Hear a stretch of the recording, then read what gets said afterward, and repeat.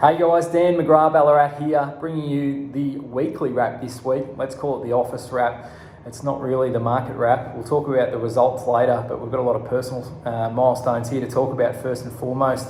And we love to share this stuff with you guys, the loyal followers of McGrath Ballarat. It's great to share in some of our personal lives and our personal achievements as well. So over the course of the last week, I'm the only director in this office, and that's for very good reason.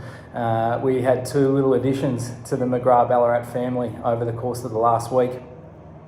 And they're not new staff members, they're beautiful little baby girls. So first and foremost, congratulations to Matt and Sammy, and also Sadie and Chaz, who welcomed little Goldie Rose into the world last Monday.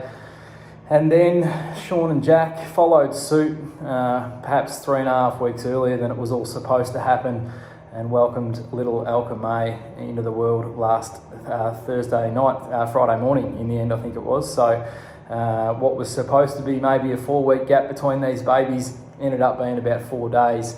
But we're certainly very excited for both the Tui and the Edwards families, and I know there's a lot of hormones flowing around this office this week, and the girls and guys amongst the office are certainly keen to see these guys in here with the new little family additions. So can't wait to see the girls in the office.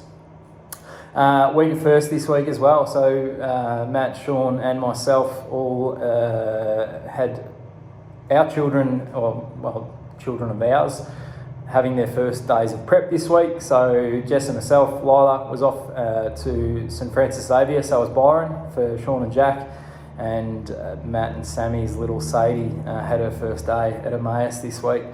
So there's been heaps going on, but it hasn't slowed down the results of the office itself. So I'm going to talk about rentals first. We normally go sales first. I'm going to talk about rentals first this week, just try and change it up a little bit. So we had a net gain of 4 for the month of January, which is a really solid result. January is typically a slower listing month for rentals. We did sell quite a few off the rental list, off our rent roll over the course of December. December was a really strong sale month for us, and there was a couple of properties there where landlords elected to sell those properties over the course of December. So we had a couple of losses, but we certainly balanced that out with a net gain of 4 for the month. Currently, vacancy rate sitting at 0.51%, and the girls are turning properties around in an average of 11.5 days at the moment, which is a fantastic result. We're seeing a lot of properties changing hands. This is typically what is a very strong period of the year for rentals, and certainly rental changeover. Ballarat's obviously heavily dictated by our weather. Winters can be quite cold.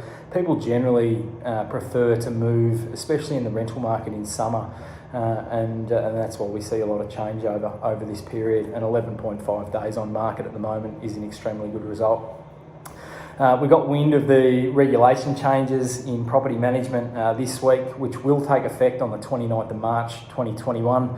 And again, I think I said this last time in one of these videos, but we will get back to everybody and give everybody the updates that they need over that when the time comes. And Leonie and myself will touch base over the last week and look at how we roll this information out to you guys.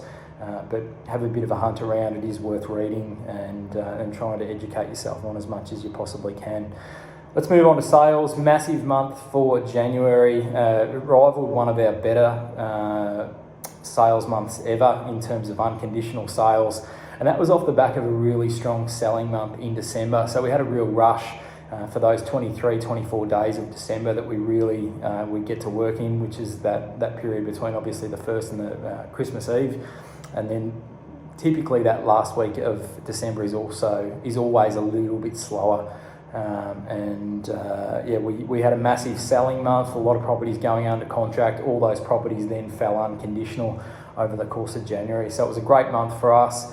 I've been banging on for about 10 years now that I really, really believe that the second best time of the year to sell is after Australia Day, that period between Australia Day and perhaps April before it starts to cool off again.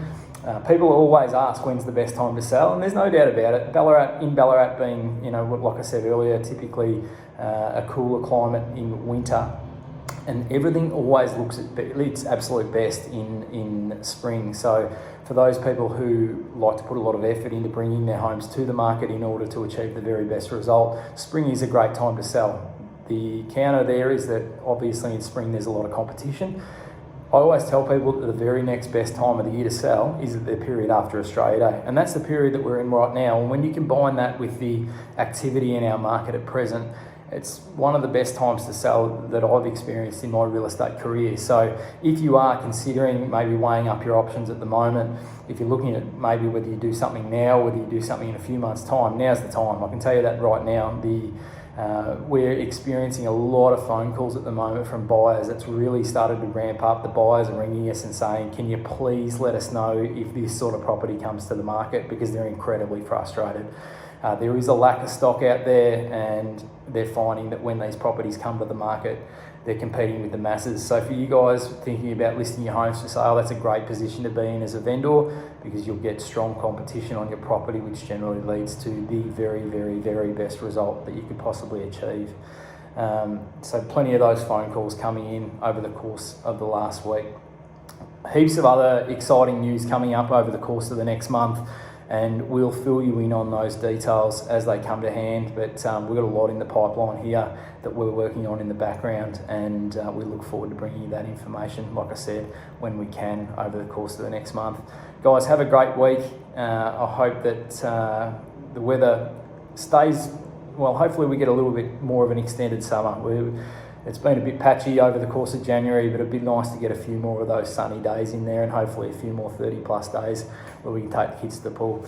Have a great week, guys, and we'll catch up with you next week. The boys will be back on deck. I think Matt and Sean both back in the office as of Monday. In the meantime, if I can help out, please, my mobile's on and I'm ready to take your call. Thanks, guys. Have a great week.